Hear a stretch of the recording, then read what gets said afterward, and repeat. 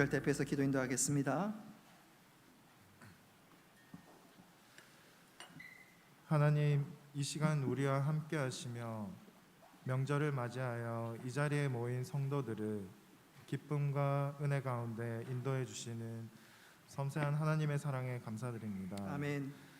한 주 동안이라는 시간 속에 우리와 동행하시며 작은 일부터 큰 일까지 우리의 삶을 하나하나 인도해 주신 것 또한 감사드립니다. 아멘.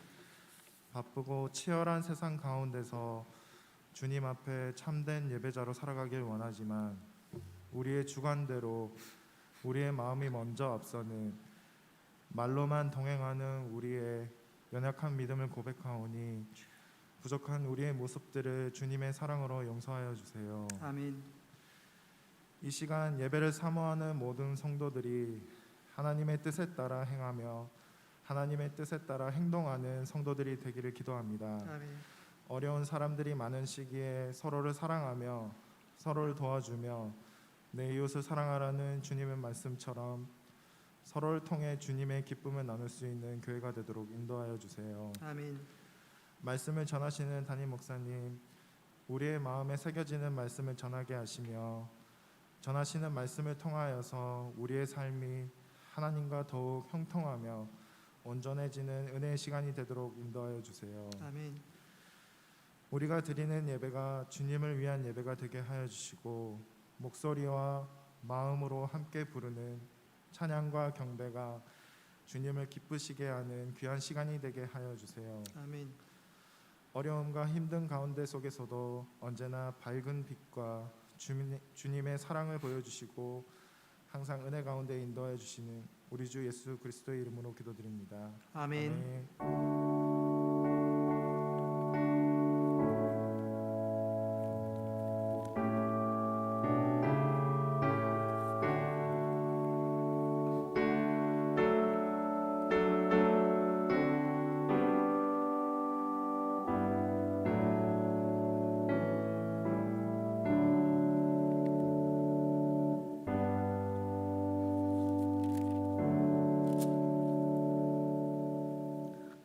하나님 말씀 보겠습니다. 역대상 15장 역대상 15장 1절과 2절 교독하신 이후에 25절부터 29절까지 말씀 교독하겠습니다. 조금 양을 줄이겠습니다. 먼저 역대상 15장 1절과 2절 말씀 먼저 교독하겠습니다. 다윗이 다윗성에서 자기를 위하여 궁전을 세우고 또 하나님의 궤를 둘 곳을 마련하고 그것을 위하여 장막을 치고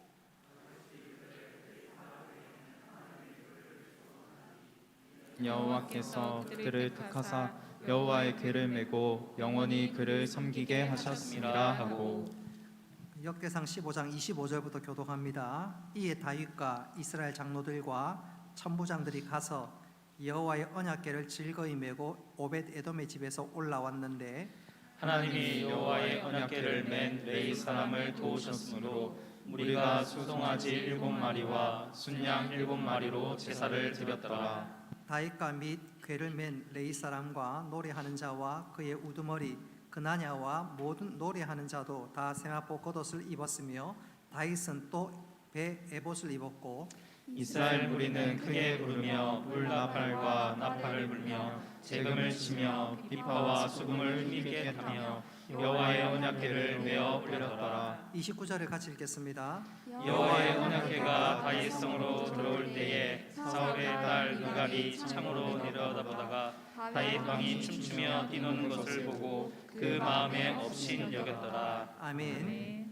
이 시간 양정 9구역 율동 1, 2구역 나오셔서 찬양으로 하는 경험 올리겠습니다.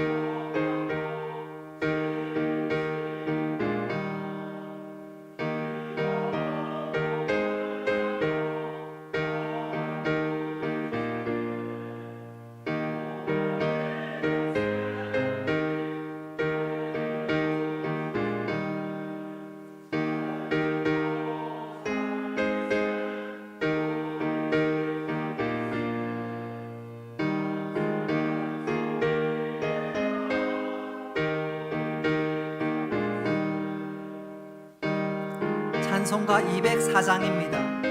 204장 3절 함께 합니다.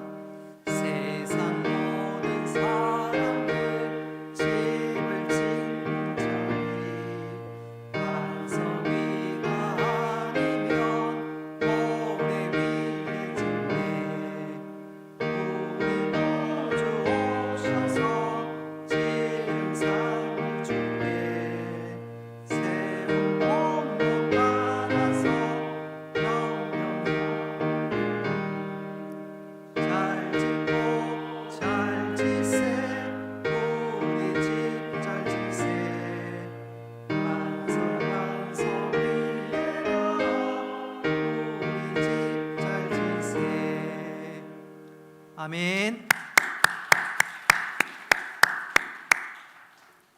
하나님께서 기쁘게 받으신 줄로 믿습니다. 예. 명절날 특송하는 사람이 좀 적으면 어떨까 했는데 대군이 나오셔서 찬양하고 은혜로 찬송하는데 우리에게 큰 은혜가 되고 도전이 되고 또 기쁨이 되었습니다. 하나님께서 기쁘게 받으신 줄로 믿습니다. 제가 찬송을 들으면서 그런 생각을 잠시 했습니다. 204장 이 찬송은 우리가 음정은 안 틀리는데 이 박자가 틀리기 쉬운 곡이거든요. 그렇죠? 근데 우리 박지의 지자가 다 있으니까 이제 멤버들이 이게 들어갈까 말까 아주 짧은 그 시간에 이제 지휘자 소리 탁 듣고 하는 거 보면서 야 역시 센스가 있다. 여기 성가대에 있는 분들이 역시 센스가 있다. 그런 생각을 제가 잠시 해보았습니다. 동시에 무슨 생각을 했냐면 야 우리 인생에도 박지의 지휘자처럼 예수님이 있다는 사실을 늘 기억하면 앞서 안 나가겠구나, 따라가겠구나, 실수 안 하겠구나 그 생각이 탁 가슴에 탁 사무치는 순간 제가 큰 은혜가 되었습니다. 은혜가 되었습니다. 오늘 우리 주님이 우리와 동행하고 특별히 따라가는 가운데 여호와의 인도하심을 생생히 누리는 우리 모두가 되기를 주님의 이름으로 축복합니다. 우리 오전에 안 했는데 우리 오후에 한번 해봤으면 좋겠어요. 2023년 우리 5가지 우리 고백 있지요? 제가 앞에 거 하고 우리 성도님들이 뒤에 거 하겠습니다. 흔들리지 말고 의심하지 말고 불평하지 말고 비판하지 말고 내 힘이 아니고 오늘 이 말씀 그대로 이 고백 그대로 올 한 해 이렇게 살아가기를 주님의 이름으로 축복합니다. 어제 우리 큰아들이 어제 했나 오늘 했나 조금 헷갈리는데 아빠 오늘 오늘 어떻게 하든지 짧게 마음이 붕 뜨는데 아주 집중해서 짧게 했으면 좋겠다 그 얘기를 하더라고요. 그래서 오늘 짧게 하지만 아주 엑기스만 아주 집중력 있게 말씀을 전하도록 하겠습니다. 그렇지만 우리 역시 고도의 집중력을 가지고 말씀이 주는 은혜를 누릴 수 있기를 바랍니다. 다윗이 왕이 되자 말자 제일 먼저 했던 일은 온 이스라엘 백성들의 믿음과 그들의 신앙과 예배를 회복하기 위해서 법궤를 예루살렘으로 모셔오는 일을 했습니다. 그 중심과 그 의도는 너무너무 선하고 좋았습니다. 그러나 안타깝게도 그 일은 실패로 끝나고 말았습니다. 법궤를 옮기는 도중에 웃사가 그만 노중에서 길가에서 죽고 말았기 때문입니다. 일이 그 정도 되고 나면 이건 하나님의 뜻이 아닌가 보다 하고 내려놓을 수 있지만 오늘 읽은 말씀에 보면 다윗은 그 일을 다시 시도하고 있습니다. 왜냐하면 법궤를 모시는 일은 예루살렘 성에 모시는 일은 반드시 해야 될 일이고 두 번째로는 이 일을 통해서 첫 실패를 통해서 다윗은 중요한 교훈을 중요한 사실을 배웠기 때문에 그렇습니다. 흔히 사람들은 살아가면서 실패하지 않는 사람 혹은 실패하지 않는 인생은 아무도 없습니다. 분명한 것은 실패는 그 일을 더 이상 하지 말라는 것이 아니라 새로운 도전으로 새로운 마음으로 다시 한번 시도해 보라는 것입니다. 그런 측면에서 지난 세기 우리에게 큰 도전과 울림을 주었던 대표적인 사람을 꼽으라면 발명왕 에디슨입니다. 그는 정부를 만들기까지 수만 번의 실패를 경험했습니다. 그 실패를 하고 난 이후에 언젠가 에디슨이 신문기자에게 이런 고백을 한 적이 있습니다. 나는 수만 번의 실패를 한 것이 아니라 수만 번의 방법을, 시도를 통해서 정확한 방법을 발견했다. 수많은 방법 나에게 공부와 이것은 아니구나 새로운 깨달음을 얻을 수 있었다. 에디슨이 에디슨 될 수 있었던 것은 생각을, 실패에 대한 분명한 생각을 가지고 있었기 때문에 그렇지요. 여러분, 실패는 그것으로 끝나는 것이 아니라 더 잘 해보라고 우리를 격려하는 일이기도 하고, 또 흔히 그런 얘기하죠. 실패는 성공의 어머니다. 사실 생각해보면 실패하지 않은 사람이 어디 있습니까? 실패를 경험해보지 않은 사람이 어디 있습니까? 오늘 읽었던 말씀은 다윗이 처음 법궤를 옮기는 가운데 실패를 통해서 그가 깨닫는 것이 있었습니다. 깨닫는 것이 있었어요. 그 우사가 죽는 것을 보면서 레위인 우사가 얼마나 하나님 말씀에 대해서 무지했는지, 여호와의 법궤에 손을 올린다든가, 법궤를 그 레위인 고앗 자손이 매지 않고 수레에 맨다든가, 하나님의 말씀을 얼마나 몰랐으면 그런 실패를 했는가 처참하게 깨달았습니다. 뿐만 아니라 다윗은 자기 자신으로서 내가 의욕만 앞섰지 하나님 원하시고 하나님 뜻하시는 방법과 그 통로는 무엇인가, 그런 자기 자신을 살피지 않았습니다. 그가 드디어 깨닫게 되자 하나님이 이스라엘 중심이 되어야 되고, 또 모든 백성들이 그것을 인정하기 위해서는 어떻게 하든지 법궤와 성막이 온 이스라엘의 중심인 예루살렘에 있는 것이 정말로 필요하고 그것은 정말로 중요하다. 그래서 그 일을 다시 한번 시도하게 되었습니다.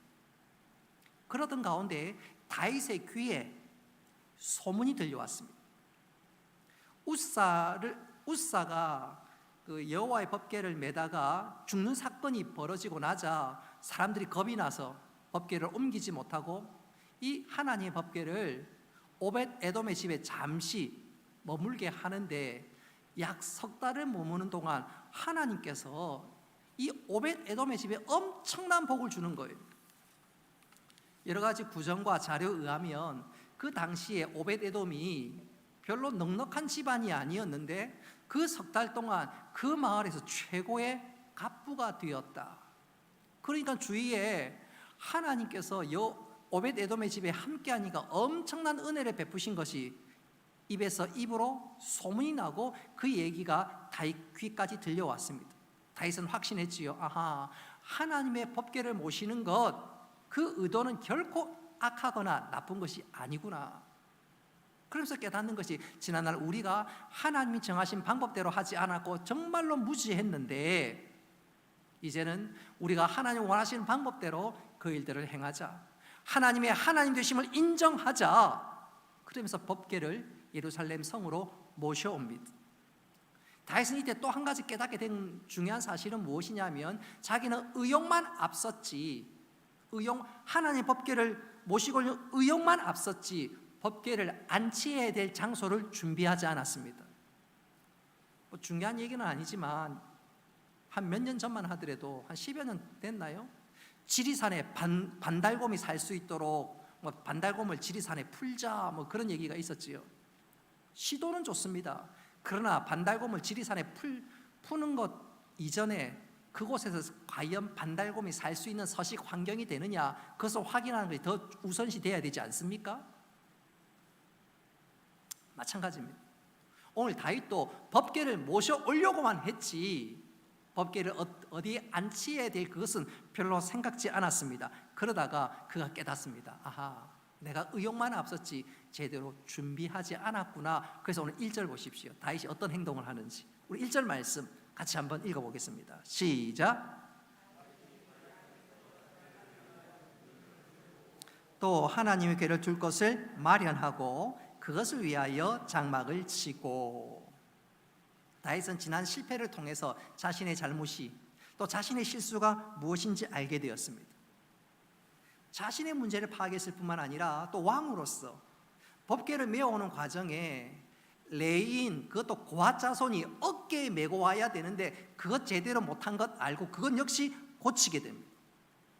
뿐만 아니라 이 일은 하나님이 기뻐하실 일이기 때문에 오늘 읽진 않았지만 12절에 보니까 레위인과 제사장들로 하여금 너희 몸을 성결케 하라 명령했습니다. 그리고 16절 이하의 말씀에 보면 찬양대를 구성해서 법궤를 모시고 올 때 그 모든 일련의 과정에서 찬양을 합니다.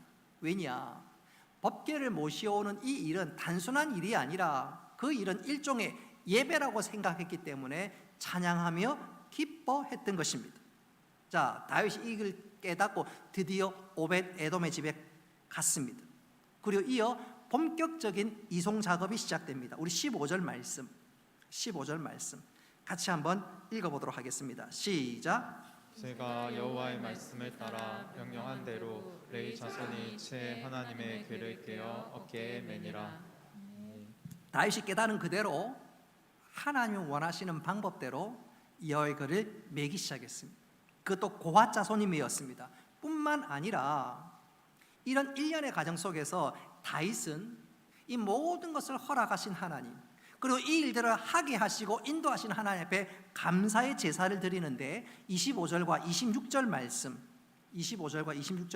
같이 한번 읽어보겠습니다. 시작.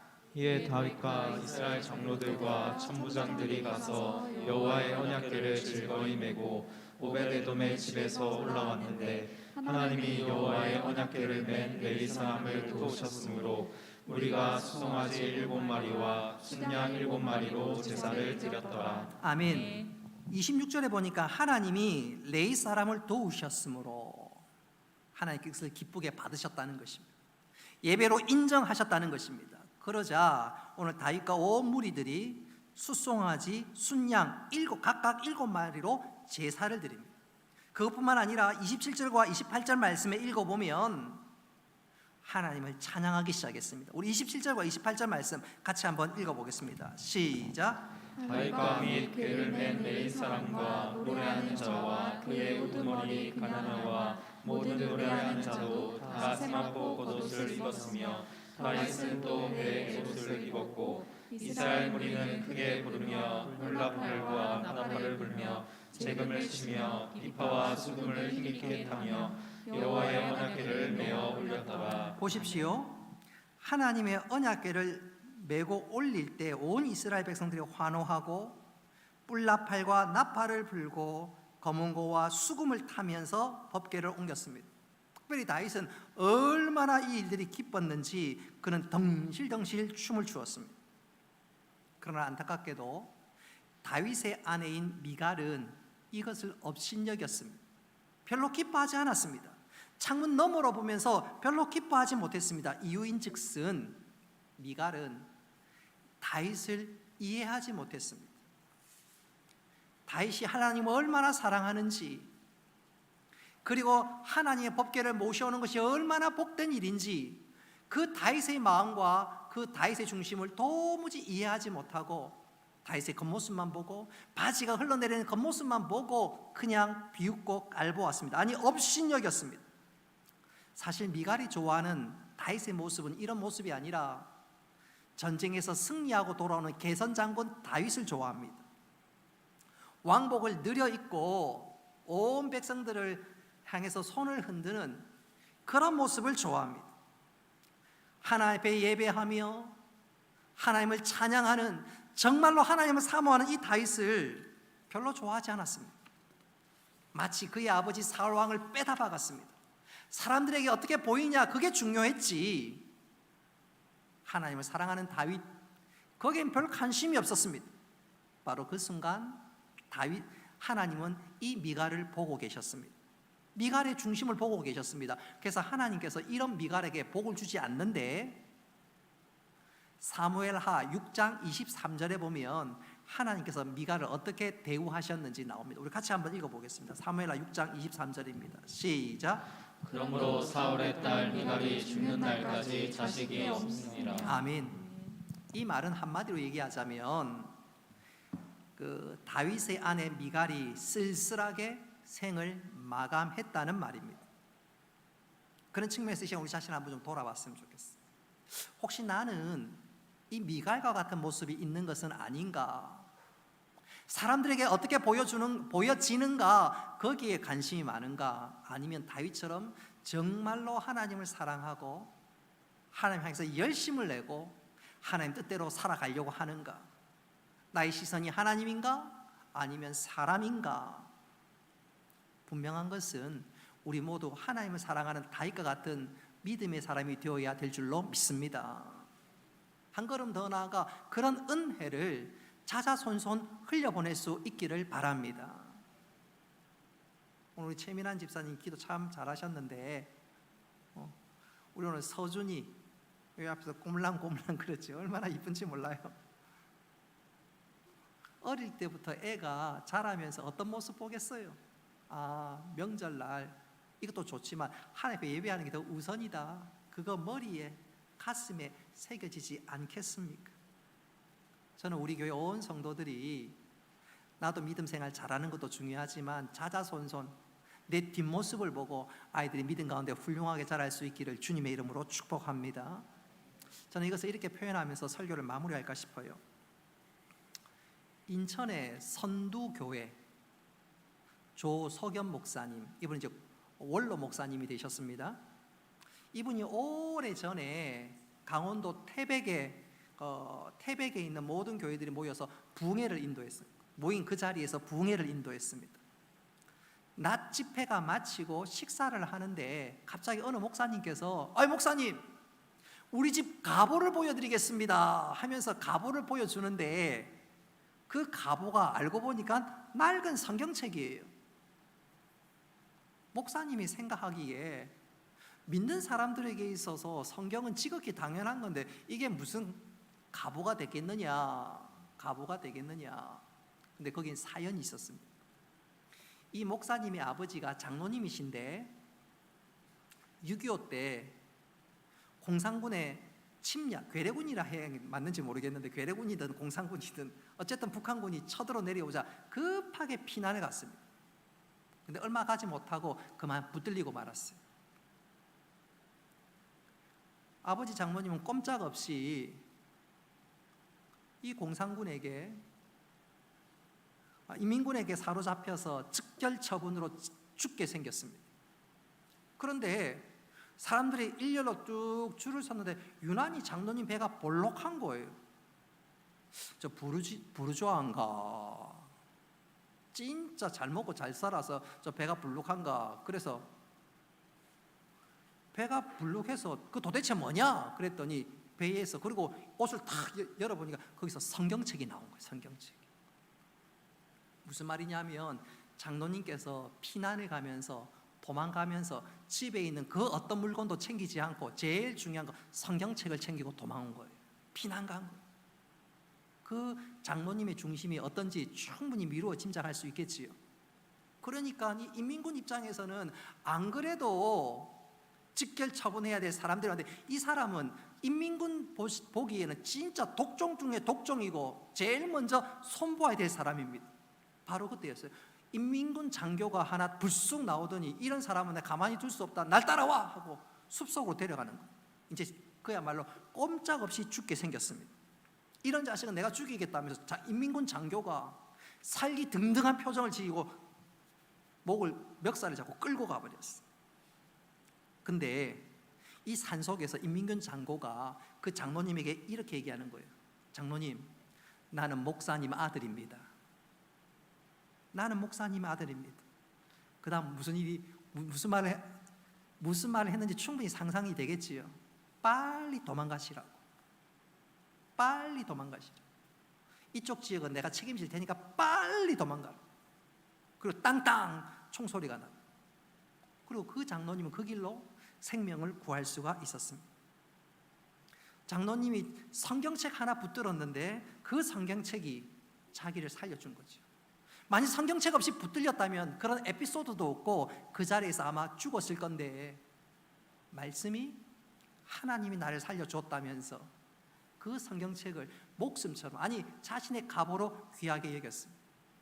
그런 아버지의 믿음, 그 아버지의 그 헌신, 그것이 그것이 자녀에게 그대로 흘러지니까 그 아들이 목사가 되지 아니할 수는 없는 것이지요. 어쨌든 그 장로님에게 있어서 가장 중요한 것은 하나님, 가장 중요한 것은 하나님 사랑 아닙니까? 다윗도 마찬가지입니다. 여러분, 다윗에게 있어서 가장 소중하게 여겼던 것, 그것은 바로 하나님의 법궤입니다. 바꾸어 얘기하자면 다윗은 그만큼 하나님을 사랑했고 또 하나님과 함께하기를 소원했습니다. 할렐루야. 바로 그 사랑과 그 헌신과 그 믿음이 실패의 자리에서 일어났을 뿐만 아니라 사명자의 자리로 나아갈 수 있었습니다. 만일 다윗이 하나님을 사랑하는 마음이 없었더라면 한 번 실패했던 것을 끝으로 더 이상 복귀하고는 상관없이 에라 모르겠다, 될 대로 되라, 그렇게 했었는지 모르겠습니다. 그러나 하나님을 사랑하니까, 그리고 하나님께서 그에게 베푸신 은혜를 깊이 묵상해 보니까 그는 실패에서 일어났고 한 걸음 더 나아가 사명자로 하나님 기뻐하는 삶들을 살아갈 수 있었습니다. 여러분, 2023년도가 우리에게 선물로 하나님께서 주셨습니다. 2023년도가 우리 앞에 펼쳐져 있습니다. 2022년 혹시 실패했던, 실수했던 순간들도 있겠지요. 다시 일어나기 힘든 순간이 있을 수도 있습니다. 그러나 오늘 다윗처럼 주님을 진짜 사랑하고 주님과 함께 있기를 소원한다면 하나님께서 우리를 실패의 자리에 일으켜 주시고 더 큰 은혜의 자리, 복된 자리로 우리를 인도해 주실 것입니다. 2023년도 새해가 시작되었는데 우리 다시 한번 하나님을 사랑하고 하나님과 함께하기를 소원함으로 하나님께서 우리 2003년도 펼쳐주신 놀라운 시간들이 은혜와 감사의 시간이 될 수 있기를 주님의 이름으로 축복합니다. 기도하겠습니다. 하나님 아버지, 오늘 주신 말씀 그대로, 다윗 고백 그대로 주님을 사랑하고 주님과 함께하는 삶들을 살아갈 수 있는 저희들 다 되게 하여 주옵소서.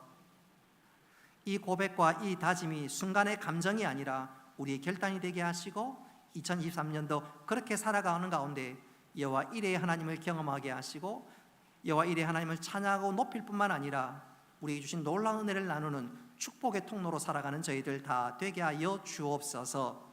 감사드리며 예수님의 이름으로 기도드리옵나이다. 아멘. 교회 소식 주보를 참고하시기를 바라고요. 주보에 가정예배 교환 드렸습니다. 참고하시고 가정예배 교환을 가지고 가정별로 한 해 첫 예배를 드리는 우리 모두가 되기를 바랍니다. 축도하겠습니다. 이제는 주 예수 그리스도의 은혜와 하나님 아버지의 크신 사랑과 성령님의 교통하심과 위로하심과 복 내려주심이 사랑 주의 백성들 머리 위에 영원토록 함께 있을지어다. 아멘.